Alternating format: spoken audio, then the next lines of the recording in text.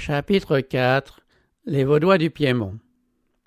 Les ténèbres qui régnèrent sur la terre au cours de la longue période de la suprématie papale ne réussirent pas à éteindre complètement le flambeau de la vérité. Il y eut toujours de vrais croyants, attachés à la foi en Jésus-Christ, seul médiateur entre Dieu et les hommes, prenant les saintes Écritures pour leur unique règle de vie et sanctifiant le vrai jour de repos. Jamais on ne saura ce que le monde doit à ces hommes. Dénoncés comme hérétiques, diffamés, leurs mobiles incriminés, leurs écrits dénigrés, mutilés et prohibés, ils demeurèrent inébranlables et conservèrent la pureté de la foi pour en transmettre de siècle en siècle l'héritage sacré à la postérité. Écrite dans les cieux, l'histoire du peuple de Dieu au cours de cette sombre période n'occupe que peu de place dans les annales humaines. On ne découvre guère l'existence de ces chrétiens que dans les calomnies de leurs persécuteurs. La tactique de Rome a été de supprimer toute trace de divergence avec ses doctrines et ses décrets. Tout ce qui était hérétique, qu'il s'agit des hommes ou des écrits, devait disparaître. L'expression d'un doute touchant l'autorité des dogmes romains coûtait la vie aux riches comme aux pauvres, aux grands comme aux petits.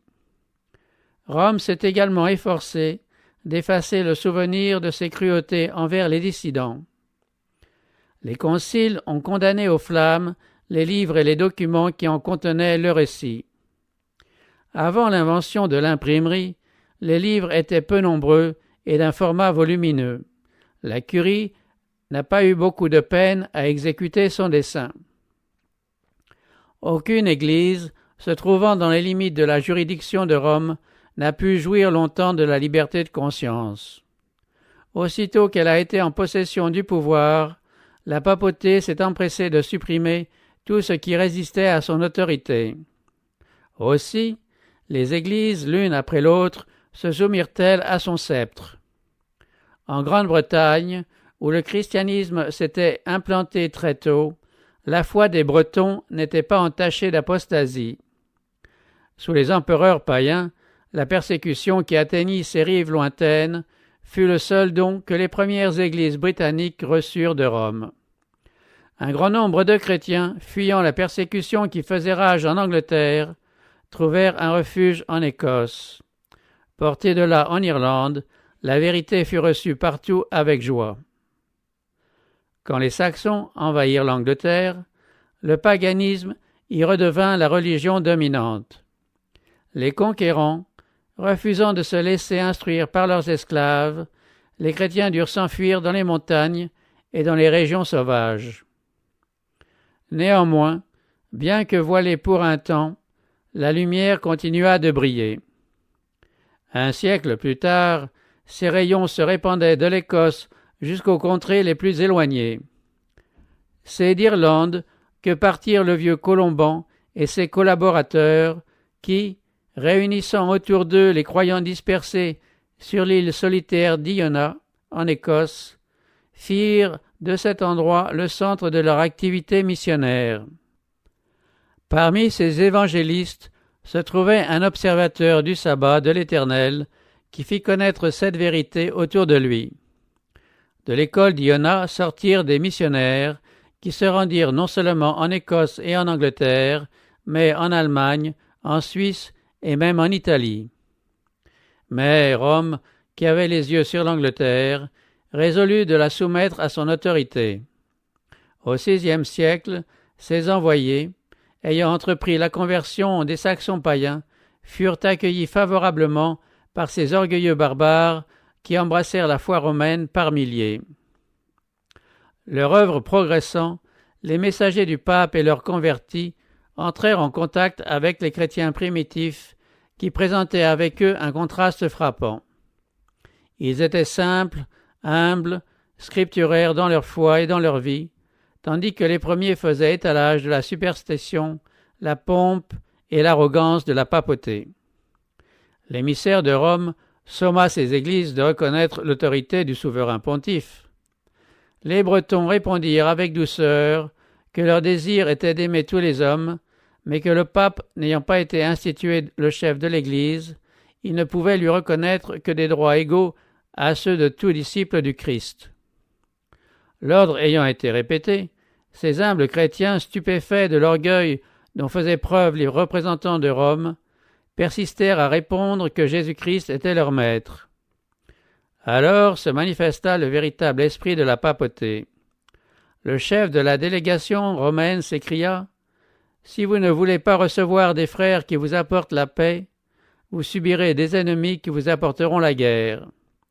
Si vous ne voulez pas annoncer avec nous aux Saxons le chemin de la vie, vous recevrez de leurs mains le coup de la mort. » Ces menaces n'étaient pas vaines. La violence, l'intrigue et la fraude furent mises en œuvre contre les témoins de la vérité évangélique jusqu'à ce que les églises d'Angleterre fussent détruites ou soumises à l'autorité du pape. Dans d'autres pays, situés en dehors de la juridiction de Rome, vivaient des groupes de chrétiens qui avaient presque complètement échappé à l'apostasie papale.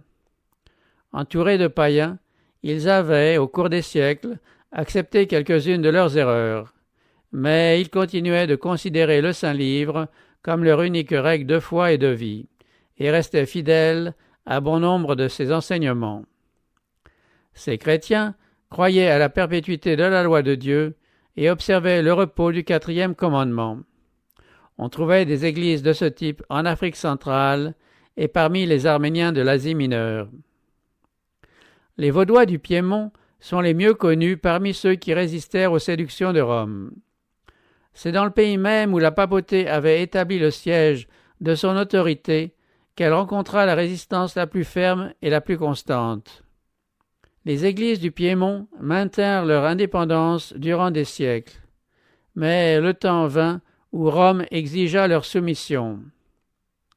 Après une lutte stérile contre sa tyrannie, les chefs vaudois reconnurent à contre-cœur la suprématie d'un pouvoir auquel le monde entier semblait rendre hommage. Néanmoins, une minorité déterminée à rester fidèle à Dieu et à conserver la pureté et la simplicité de sa foi refusa de reconnaître l'autorité du pape et des prélats. Une scission eut lieu. Des partisans de l'ancienne foi quittèrent leur patrie alpestre et allèrent porter ailleurs leurs croyances. D'autres se réfugièrent dans les cavernes des montagnes, où ils conservèrent la liberté d'adorer Dieu.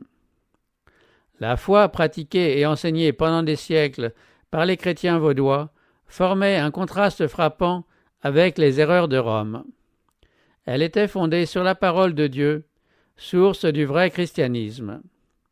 Ces humbles paysans, vivant loin du monde, dans leur retraite sauvage, absorbés par le soin de leurs troupeaux et de leurs vignes, n'étaient pas de même parvenus à la vérité qu'ils opposaient aux hérésies et aux dogmes de l'Église apostate. Cette vérité n'était pas une accusation récente. Ils l'avaient héritée de leur père, et ils luttaient pour conserver la foi de l'Église apostolique, la foi qui a été transmise aux saints une fois pour toutes. L'Église du désert, et non l'orgueilleuse hiérarchie trônant dans la capitale du monde, constituait la véritable Église du Christ, gardienne de la précieuse vérité confiée au peuple de Dieu pour l'humanité. Quand Rome s'était séparée de la véritable Église, elle avait surtout obéi à sa haine pour le sabbat des Écritures. Conformément à la prophétie, la puissance papale avait jeté la vérité par terre. La loi de Dieu avait été foulée aux pieds et les traditions et coutumes des hommes avaient été élevées à sa place. Les églises qui admettaient l'autorité du pape avaient été de bonne heure contraintes d'honorer le dimanche. Environnés par l'erreur et la superstition, plusieurs enfants de Dieu avaient été si troublés que, tout en observant le sabbat, ils s'étaient abstenus de travailler le dimanche. Mais cela ne satisfaisait pas la papauté. Elle exigeait non seulement que le dimanche fût sanctifié, mais que le samedi fût profané, et elle dénonçait dans les termes les plus violents ceux qui osaient l'honorer. Ce n'est qu'en fuyant pour échapper à l'autorité de la papauté qu'il était possible d'obéir à la loi de Dieu. Les Vaudois du Piémont furent parmi les premiers en Europe à posséder une traduction des Saintes Écritures. Des siècles avant la Réformation, ils avaient une Bible manuscrite en leur propre langue. Mais le fait qu'ils avaient entre les mains le livre de la vérité attira tout particulièrement sur eux la haine de la Babylone apostate de l'Apocalypse. Et ce fut au péril de leur vie qu'ils se dressèrent contre ces falsifications. Sous la pression d'une persécution prolongée, plusieurs, de guerre lasse, finirent par abandonner peu à peu les grands principes de leur foi, tandis que d'autres restèrent fidèlement attachés à la vérité. Pendant des siècles de ténèbres et d'apostasie, conservant leur foi en face de l'opposition la plus féroce, ils refusèrent de reconnaître la suprématie papale, dénoncèrent le culte des images comme une idolâtrie et observèrent le vrai jour de repos. Bien que poursuivis par l'épée des ducs de Savoie et menacés des bûchers de Rome, ils demeurèrent les inflexibles défenseurs de la parole et de la gloire de Dieu. C'est à l'abri des pics altiers de leurs montagnes, asile séculaire des opprimés et des persécutés, que les Vaudois trouvèrent un lieu de refuge et que la lumière de l'Évangile continua de briller au milieu des ténèbres du Moyen Âge. C'est là que pendant 1 millier d'années, ces témoins de la vérité conservèrent la foi primitive. Dieu avait ménagé à son peuple un sanctuaire grandiose qui cadrait parfaitement avec la vérité dont celui-ci avait le dépôt. Aux yeux de ces exilés, leur montagne était un emblème de l'inaltérable justice de Jéhovah. Montrant à leurs enfants la majesté immuable de leur sommet, ils leur parlaient de celui en qui il n'y a ni variation ni ombre de changement, et dont la parole est aussi ferme que les collines éternelles. C'est la main du Tout-Puissant, leur disait-il, qui a planté ces montagnes et qui seul est capable de les ébranler. C'est lui aussi qui a établi sa loi comme base de son gouvernement dans le ciel et sur la terre. Le bras de l'homme peut s'abattre sur son semblable et lui ôter la vie, mais il serait aussi difficile à ce même bras de déraciner les montagnes et de les précipiter dans la mer que de changer un iota ou un trait de la loi de Jéhovah, ou de supprimer la moindre des promesses laissées à ceux qui font sa volonté. Il faut donc que votre attachement à sa loi soit aussi inébranlable que les rochers. Les monts qui entouraient leurs humbles vallées étaient un témoignage permanent de la puissance créatrice de Dieu et une assurance constante de ses soins. Aussi, ces pèlerins apprenaient-ils à aimer les symboles silencieux de la présence de Jéhovah. Ils ne se plaignaient nullement de leur pénible sort, et jamais ils ne se sentaient seuls dans leur sauvage solitude. Ils remerciaient Dieu de leur avoir préparé un asile contre la fureur et la cruauté des hommes, et appréciaient le privilège de pouvoir adorer librement leur Créateur. Souvent poursuivis par leurs ennemis, ils trouvaient une sûre protection dans leurs montagnes. Du haut des rochers inaccessibles, ils faisaient entendre des chants d'action de grâce que les armées de Rome ne pouvaient faire cesser. La piété de ces disciples du Christ était pure, simple, fervente. Ils attachaient plus de prix aux principes de la vérité qu'à des maisons, à des terres, voire à leurs amis, à leurs parents, à leur propre vie. Et ils s'efforçaient d'inculquer ces principes à la jeunesse. Dès leur âge le plus tendre, les enfants acquéraient la connaissance des saintes lettres et apprenaient à considérer comme sacrés les droits de la loi de Dieu. Et, comme les exemplaires du Saint-Livre étaient rares, ils engravaient les paroles dans leur mémoire. Plusieurs pouvaient répéter par cœur des portions considérables de l'Ancien et du Nouveau Testament.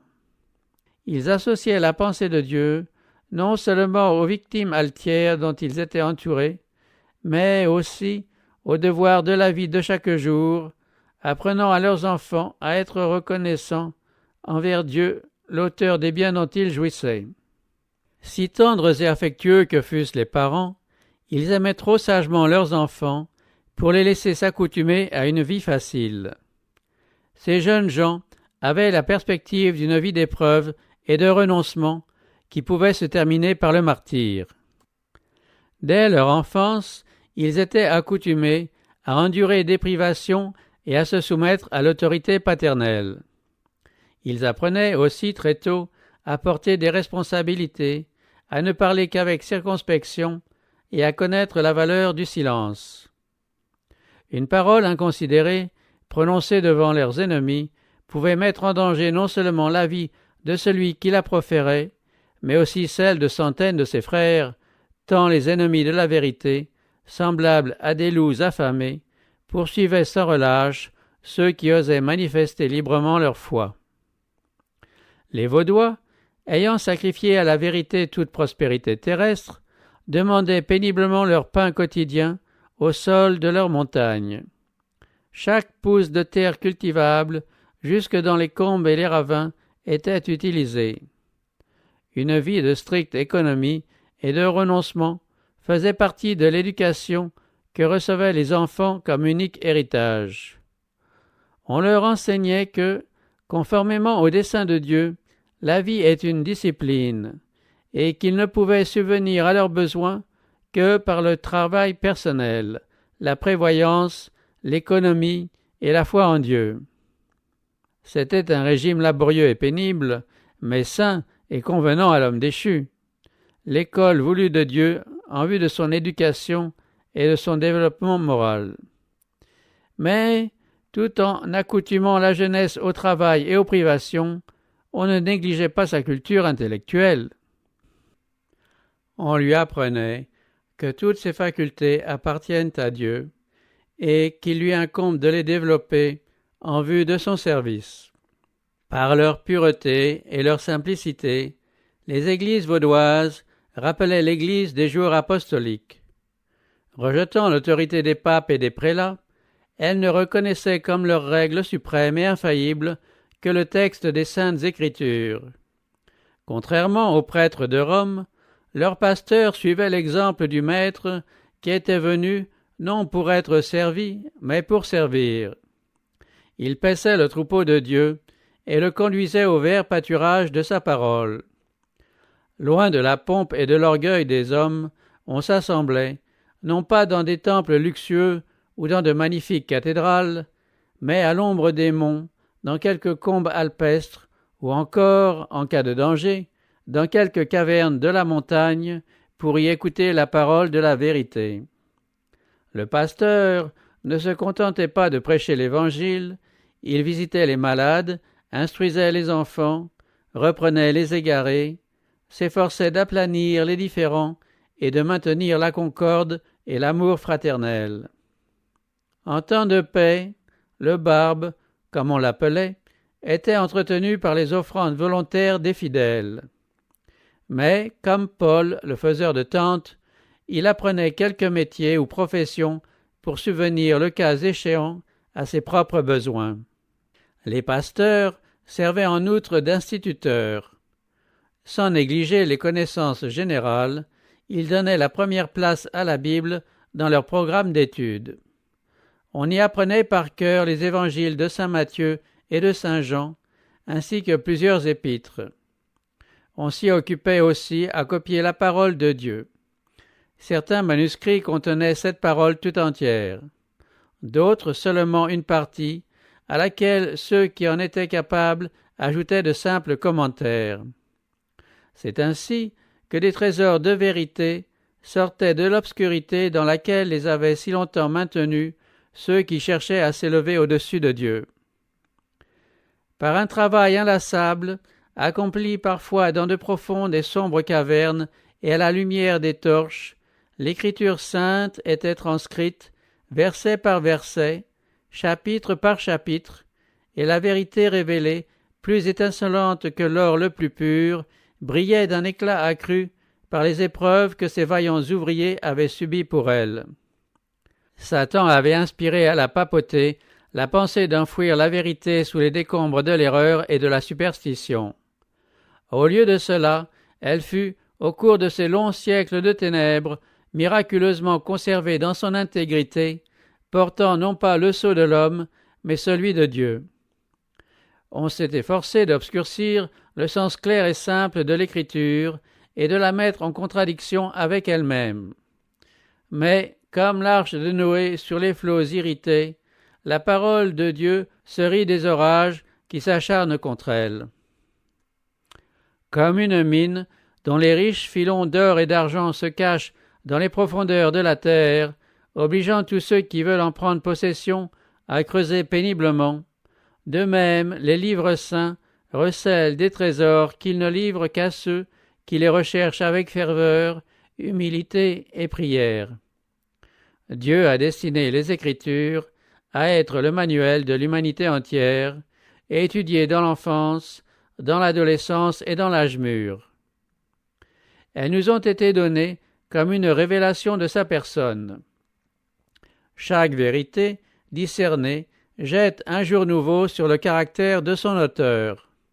L'étude du Saint-Livre est le moyen de nous faire entrer en communion plus intime avec notre Créateur et de nous donner une connaissance plus nette de sa volonté.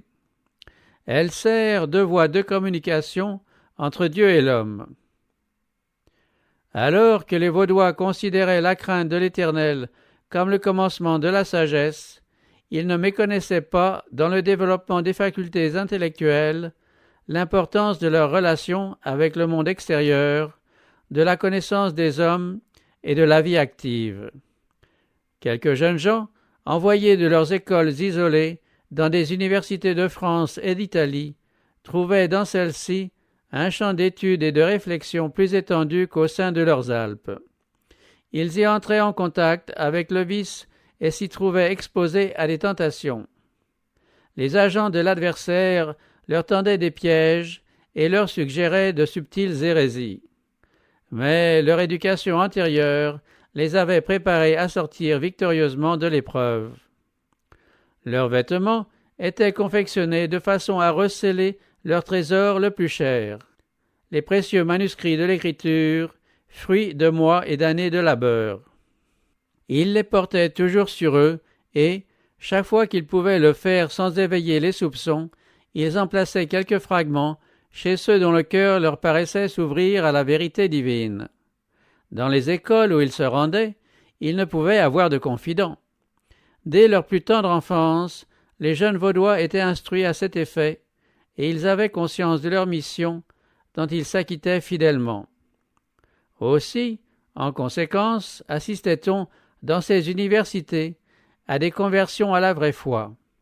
Il arrivait même que les principes de la vérité se répandaient dans l'école entière, sans que les enquêtes les plus minutieuses fussent capables de révéler les fauteurs de l'hérésie.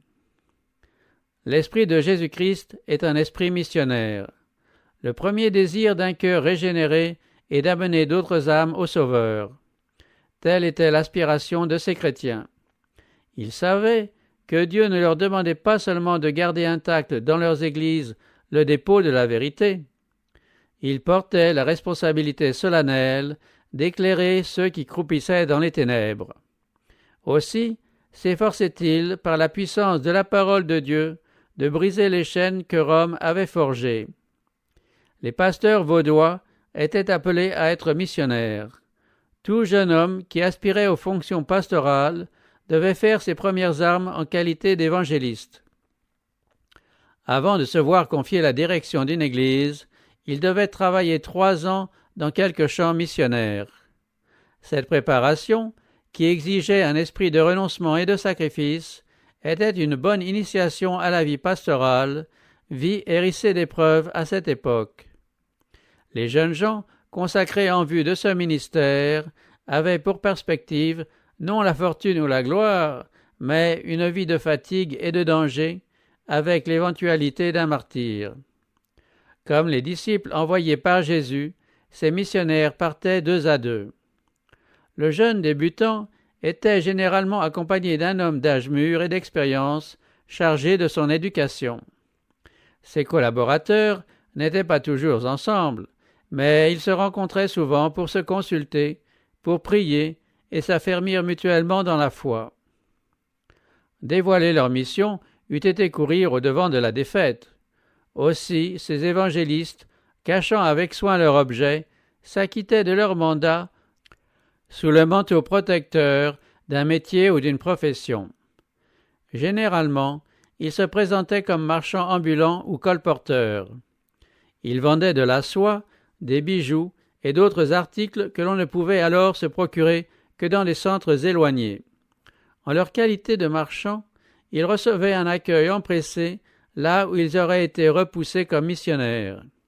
Ils demandaient sans cesse à Dieu la sagesse nécessaire pour faire connaître un trésor plus précieux que l'or et les perles, le livre de Dieu, dont ils portaient secrètement sur eux des exemplaires complets ou partiels.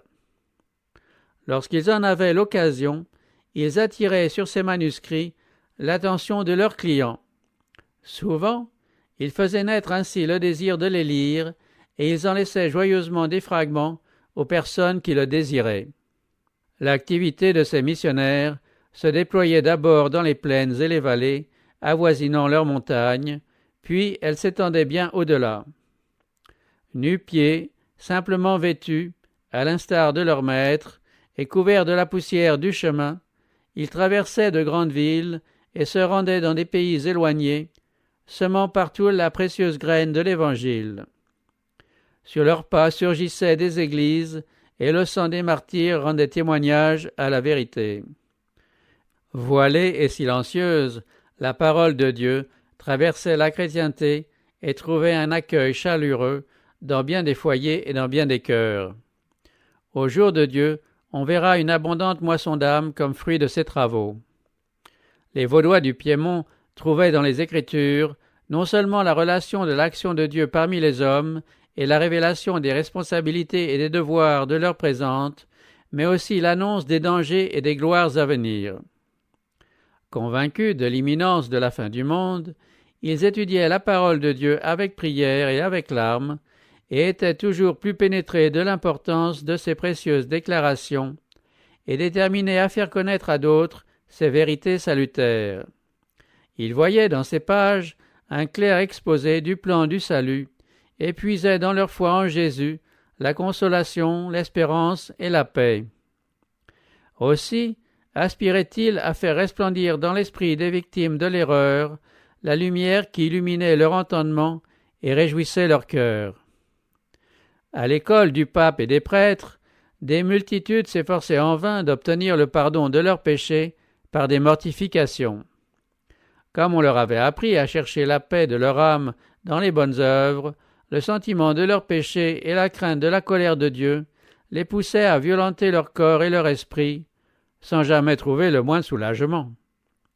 Nombreux étaient ceux qui abandonnaient parents et amis pour aller terminer leurs jours dans un couvent. Par des jeûnes répétés, de cruelles flagellations, de longs prosternements sur les dalles de pierre de leurs cellules, par de lointains pèlerinages ou d'humiliantes pénitences allant jusqu'à la torture, des milliers essayaient en vain d'obtenir la paix de l'âme. Accablés par le souvenir de leurs péchés, tremblant à la pensée de la colère de Dieu, un grand nombre d'entre eux, à bout de force, descendaient dans la tombe sans un seul rayon d'espérance. À ces cœurs affamés, les Vaudois languissaient de rompre le pain de vie, de montrer les messages de paix renfermés dans la parole de Dieu, pour les conduire à Jésus, leur unique espérance de salut. Ils voyaient clairement la fausseté de la doctrine, selon laquelle les bonnes œuvres peuvent expier les transgressions de la loi divine. Se reposer sur des mérites humains, c'était voiler l'amour infini de celui qui est mort pour nous. Si Jésus s'est offert en sacrifice, c'est parce que notre race déchue ne peut rien faire qui la recommande aux yeux de Dieu.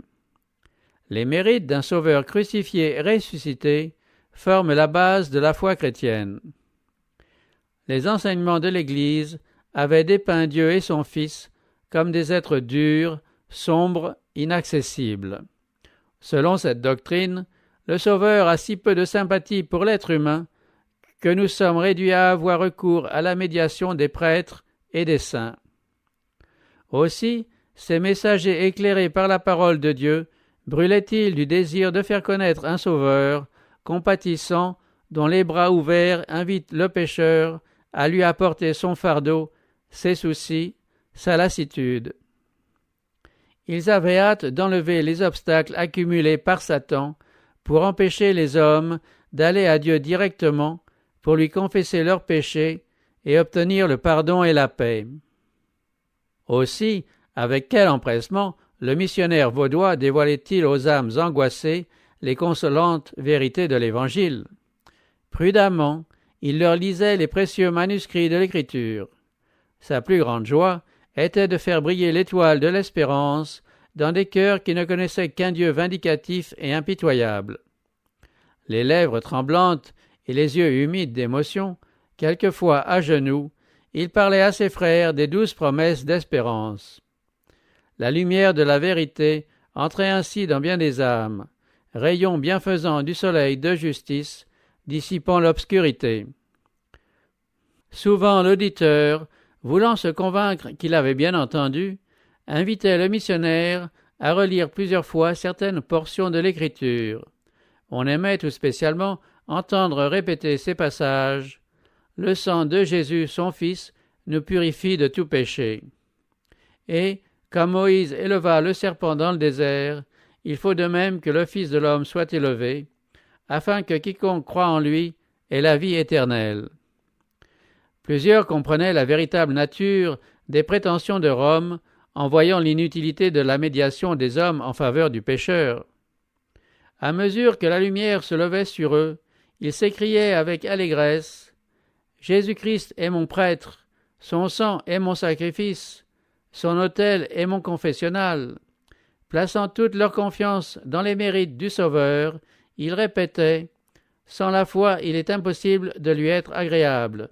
Il n'y a sous le ciel aucun autre nom qui ait été donné parmi les hommes, par lequel nous devions être sauvés. » À quelques âmes battues par la tempête, la certitude d'être aimées du Sauveur semblait trop belle.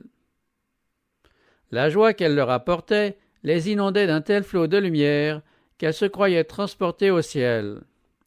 Toute crainte de la mort avait disparu. Elles mettaient avec confiance leurs mains dans celles du Seigneur et posaient avec assurance leurs pieds sur le rocher des siècles. Elles pouvaient désormais, s'il le fallait pour glorifier le nom de leur Rédempteur, affronter avec joie la prison et le bûcher. La parole de Dieu faisait son œuvre dans l'ombre. On la lisait en secret, parfois à une seule personne, parfois devant un petit groupe affamé de lumière et de vérité. On passait souvent la nuit entière à la méditer. L'étonnement et l'admiration des auditeurs étaient si grands que le lecteur devait quelquefois interrompre sa lecture jusqu'à ce qu'on eût bien saisi la bonne nouvelle du salut. Et il arrivait souvent aux missionnaires d'entendre des exclamations comme celle-ci : « Dieu m'acceptera-t-il réellement comme son enfant ? Me sourira-t-il à moi ? Me pardonnera-t-il à moi ?» Et la parole répondait : « Venez à moi, vous tous qui êtes fatigués et chargés, et je vous donnerai du repos. » Par la foi, l'auditeur s'emparait de la promesse et s'écriait joyeusement : « Plus de pèlerinage, plus de longs voyages au lieu saint. Tel que je suis, pécheur et impur, je puis aller à Jésus, assuré qu'il ne refuse pas la prière de l'âme repentante. Il me dira : tes péchés sont pardonnés. Mes péchés, oui, les miens, peuvent être pardonnés. » Les ondes d'une joie sacrée, faisant alors palpiter les cœurs, le nom de Jésus était glorifié par des louanges et des actions de grâce. Heureux, les gens rentraient chez eux pour raconter de leur mieux à leur entourage comment ils avaient trouvé le vrai chemin. Une puissance étrange et solennelle se dégageait des saintes Écritures. C'était la voix de Dieu qui portait la conviction dans les cœurs de ceux qui soupiraient après la vérité. Le messager de Jésus-Christ continuait alors sa route. Son humble apparence, sa sincérité et sa ferveur faisaient le sujet de la conversation de ses auditeurs qui, bien souvent, ne lui avaient pas demandé d'où il venait ni où il allait. Ils avaient été d'abord si étonnés, puis si débordants de reconnaissance et de joie, qu'ils n'avaient pas songé à l'interroger. Et, quand il l'avait sollicité de les accompagner chez eux, L'ambassadeur du Christ avait répondu qu'il devait visiter les brebis perdues du troupeau. Et l'on se demandait si ce n'était pas un ange du ciel. Il arrivait fréquemment qu'on ne revoyait plus l'étranger. Il s'était rendu dans un autre pays, où il terminait ses jours dans quelque prison inconnue, ou bien encore ses ossements blanchissaient à l'endroit où il avait rendu témoignage à la vérité. Mais il était impossible de détruire les paroles qu'il avait semées sur son passage. Elles faisaient leur œuvre dans les cœurs. Le jour du jugement, seul, en révélera tous les bienheureux effets. Les missionnaires vaudois envahissaient le royaume de Satan. Les chefs de l'Église se rendaient compte que ces humbles prédicateurs itinérants mettaient leur cause en danger, et, pour la sauver, ils excitèrent les craintes de leurs agents et les engagèrent à surveiller de plus près les activités de ces évangélistes.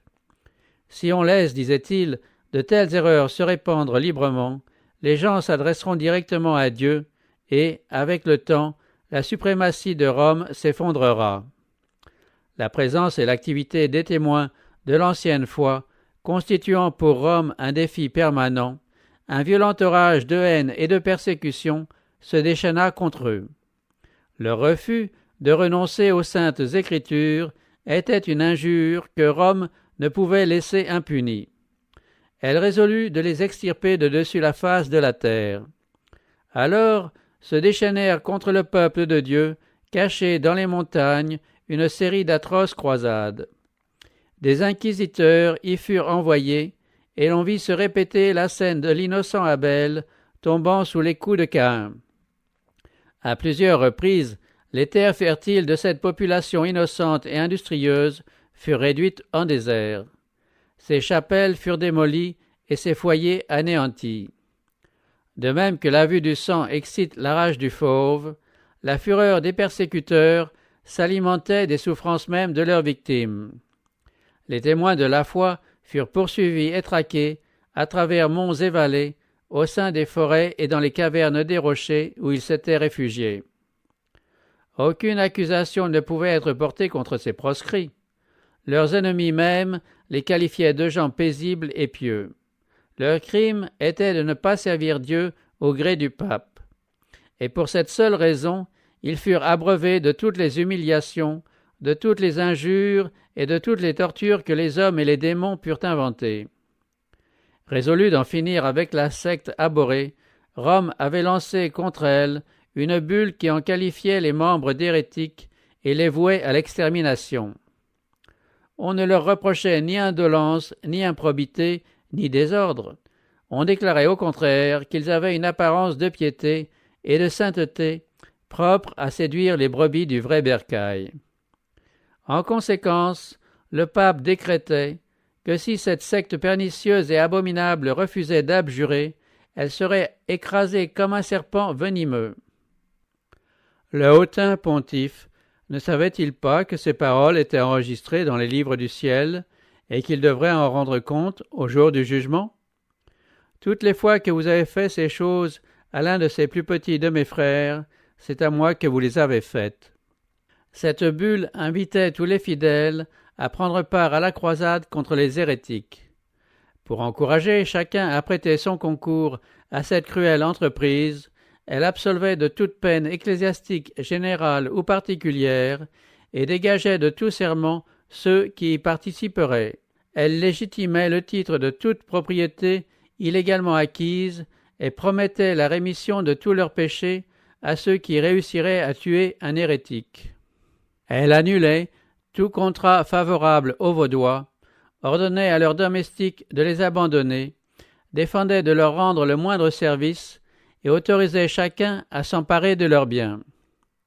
Ce document révèle clairement l'esprit de son auteur. On y entend non pas la voix du Christ, mais le rugissement du dragon. Refusant de se conformer à la loi de Dieu, les chefs de l'Église érigeaient une morale à leur convenance, morale devant laquelle chacun devait s'incliner, parce que tel était le bon plaisir de Rome. Aussi, les tragédies les plus horribles se déroulèrent-elles. Une hiérarchie corrompue et blasphématoire jouait le rôle que Satan lui avait assigné. Toute miséricorde disparut. L'esprit qui avait fait crucifier le Christ et mourir les apôtres, l'esprit qui poussa Néron à sévir contre les chrétiens de son temps, s'acharnait à anéantir les bien-aimés de Dieu. Les persécutions dont ce peuple pieux fut victime des siècles durant furent supportées avec une patience et une constance qui glorifièrent son Rédempteur. En dépit d'atroces croisades et massacres, les Vaudois continuèrent d'envoyer dans le monde leurs missionnaires pour y répandre le précieux message qu'ils arrosaient de leur sang. Et la semence portait des fruits. C'est ainsi que les Vaudois témoignèrent pour Dieu plusieurs siècles avant la naissance de Luther. Dispersés en plusieurs pays, ils jetèrent les bases d'une réforme qui, commencée au jour de Wycliffe, gagnait en étendue et en profondeur au jour de Luther, et devra se poursuivre jusqu'à la fin des temps. Cette œuvre sera accomplie par des hommes disposés, eux aussi, à tout endurer pour la parole de Dieu et le témoignage de Jésus.